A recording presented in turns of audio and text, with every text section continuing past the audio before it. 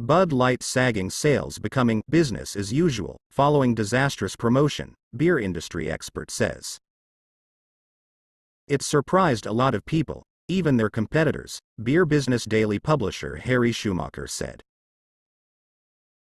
Beer Business Daily publisher Harry Schumacher said the industry is shocked that Bud Light sales haven't bounced back from its disastrous promo celebrating transgender influencer Dylan Mulvaney's 365 Days of Girlhood, but the sagging sales are beginning to look like business as usual. Beer Business Daily publisher Harry Schumacher said the industry is shocked that Bud Light sales haven't bounced back from its disastrous promo celebrating transgender influencer Dylan Mulvaney's 365 Days of Girlhood, but the sagging sales are beginning to look like business as usual. Schumacher said things are actually getting a little bit worse, and cited recent Nielsen data that indicated Bud Light volumes were down 31% for the week going into Father's Day weekend. At the same time, Miller Lite and Coors Light were both up. The trends have remained almost the same since about mid-May. Now it's almost like business as usual, Schumacher told Fox News Digital. It surprised a lot of people, even their competitors, who are really struggling to keep up to supply the beer, he added. It's not like flipping a switch. Bud Light sales have plummeted since the beer maker gifted Mulvaney special cans in April to celebrate a full year of girlhood, which the influencer quickly claimed were her most prized possession, on Instagram with a post that featured #BudLightPartner. A second video then featured Mulvaney in a bathtub drinking a Bud Light beer as part of the campaign, and the company has been mocked and boycotted ever since. Schumacher noted that Anheuser-Busch has taken several steps to alleviate backlash, such as heavily discounting beer and offering rebates that make Bud Light basically free to the consumers in some markets. The beer maker has also taken steps to help distributors, increased its marketing budget, launched a new summer ad campaign, and dispatched CEO Brendan Whitworth to appear on CBS Mornings to provide clarity on the now infamous debacle.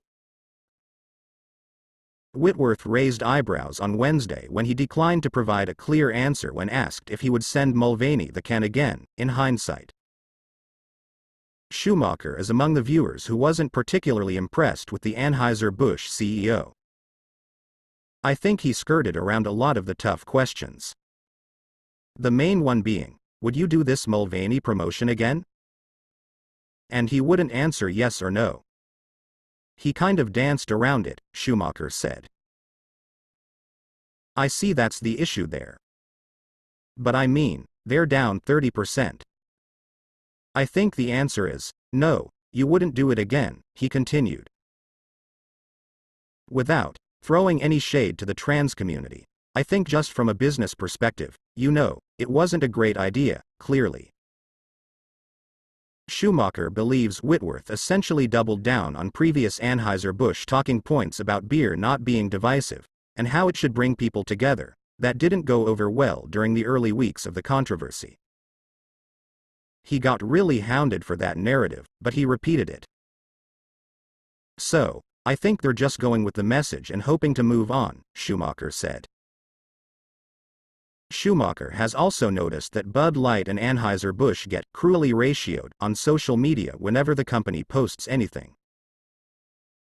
Critics frequently respond with disparaging comments mocking the company with an onslaught of jokes and memes, often directly targeting the pact with Mulvaney. Everything they post just gets slammed by consumers.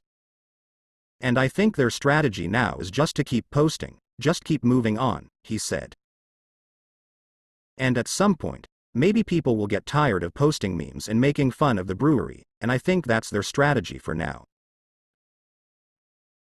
Outkick founder Clay Travis recently shared that he was sitting at a bar over the weekend when a man sitting next to him ordered a Coors Light. The bartender informed the customer that Coors Lights were out of stock, so Travis joked, "Give him a Bud Light instead." Travis said the bartender and customer both burst into laughter, offering a glimpse of the polarizing reputation Bud Light quickly developed following the promotion with Mulvaney. I think the reputation that they've gotten is going to be hard to shake, Schumacher said.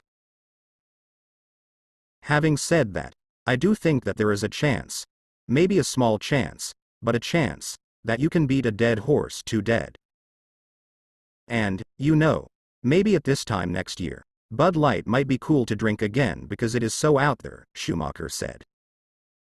I could see a younger crowd thinking that it's the cool beer to drink because their dads and granddads don't want to drink it. It's kind of a Hail Mary, but you never know.